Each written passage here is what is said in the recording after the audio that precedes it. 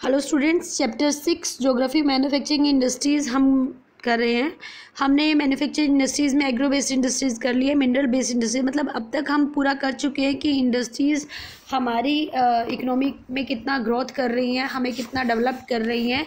यानी कि किसी भी कंट्री के डेवलपमेंट में अगर किसी का सबसे इम्पोर्टेंट रोल है तो वो हमारी इंडस्ट्रीज़ का है। तो ये तो हमने अब तक किया जितना भी वो था। इंडस्ट्रीज़ से हमें फ़ायदा क्या हो रहा है, इंडस्ट्रीज़ से हमारी डेवलपमेंट कितनी हो रही है, लेकिन अब इसके साथ साथ इसके हार्मफुल इफेक्ट भी हमें देखने को मिल रहे हैं। ठीक है, अब सबसे बड़ा जो इफेक्ट है वो पोल्यूशन है। इंडस्ट्रीज से land pollution, water pollution, air pollution, noise pollution, ठीक है, न्यूक्लियर पोल्यूशन, थर्मल पोल्यूशन, बहुत सारे पोल्यूशन हो रहे हैं। जिससे क्या हो रहा है, हम अपने आप में ही हमारी लाइफ जो एक्सपेक्टेंसी है वो कम हो रही है।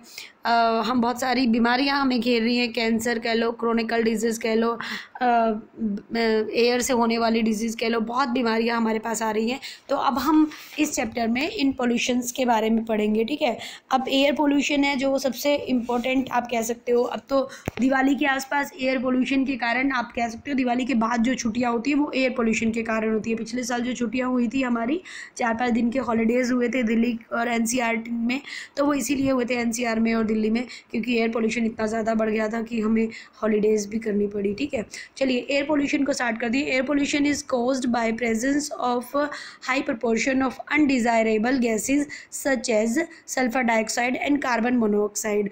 आप एयर पोल्यूशन को जो अब बचपन से आप पढ़ते आ रहे हो ना कि हवा में धूल कण मिल जाते हैं, ये थोड़ी सी छोटी डेफिनेशन होगी, आपको थोड़ा ढंग से इस बार लिखना होगा, बड़ी क्लासेस में हो गए हैं।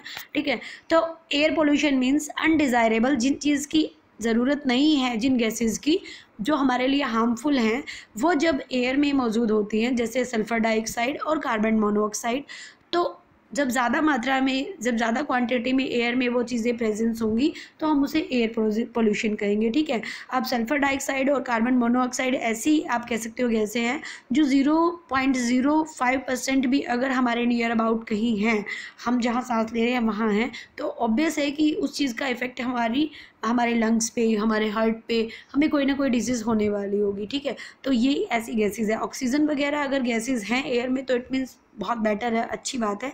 बट सल्फर डाइऑक्साइड है, कार्बन मोनोऑक्साइड है, ये सब अगर एयर में होती हैं इट मीन्स एयर पॉल्यूटेड है। ठीक है, एयरबोर्न पार्टिकुलेट्स मटेरियल। अब पार्टिकुलेट्स मटेरियल आप कह सकते हो कि छोटे छोटे जो बहुत छोटे छोटे मटेरियल एयर में जो घूम रहे होते हैं, पार्टिकल्स जो एयर में घूम रहे होते हैं, जो हमें नेट आइज से नहीं दिखते हैं। जैसे आपने देखा ना, धूप जब अंदर आ रही होती है किसी छोटे से हॉल में से, तो उसमें हमें पार्टिकल दिखाई देते हैं, वैसे नॉर्मली हमें अंदर नहीं दिखाई देंगे।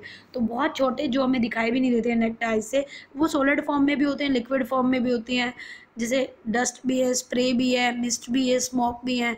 तो बहुत छोटे छोटे पार्टिकल्स होते हैं एयर में जो हमें दिखाई नहीं देते, वही सब क्या कर रहे हैं, एयर को पॉल्यूट कर रहे हैं। अब ये आता कहाँ से है, जो पार्टिकल्स हवा में घूम रहे हैं वो आते कहाँ से हैं? क्या हम छोड़ देते हैं क्या उन्हें? नहीं ना, बाय केमिकल, इन्होंने दिया है by chemical and paper factories. जो केमिकल फैक्ट्रीज़ हैं या जो पेपर फैक्ट्रीज, अभी हमने पीछे पढ़ा ना केमिकल फैक्ट्रीज़ के बारे में, ऑर्गेनिक और इनऑर्गेनिक होता है, तो वो फैक्ट्रीज़ बहुत सारी इस टाइप के पार्टिकल्स रिलीज़ करती हैं। ठीक है, वो भी हवा में फैल जाते हैं। उसके बाद ब्रिक किल्न्स क्या होता है, जब ईंटें बनाई जाती हैं तो उनका जो भट्ठा होता है उसमें से जब, या तो हम उसमें को बर्न करके आग लगा रहे हैं किसी ऐसी चीज़ से, कोल वगैरह से या गोबर के उपलों वगैरह से लगाते हैं। ठीक है, तो वो एयर पोल्यूशन फैलाता है। या फिर जब वो ब्रिक्स बनती हैं और उससे छोटे छोटे टुकड़े और वो पार्टिकल्स हवा में मिलते हैं, उससे भी पोल्यूशन होता है। ठीक है, उसके बाद आता है रिफाइनरी एंड स्मेल्टिंग प्लांट्स। हमारी जो हमने अभी किया था एल्यूमिनियम स्मेल्टिंग प्लांट्स है या हमारी रिफाइनरीज़ है, जहाँ से कि जब कोई चीज़ गर्म हो रही है तो उसमें से पार्टिकल्स निकल कर बाहर आ रहे हैं, हवा में आ रहे हैं, वो सब भी एयर पोल्यूशन फैला रहे हैं। ठीक है, बर्निंग ऑफ फॉसल फ्यूल्स है, बिग एंड स्मॉल। हम बर्निंग ऑफ फॉसल फ्यूल्स से भी,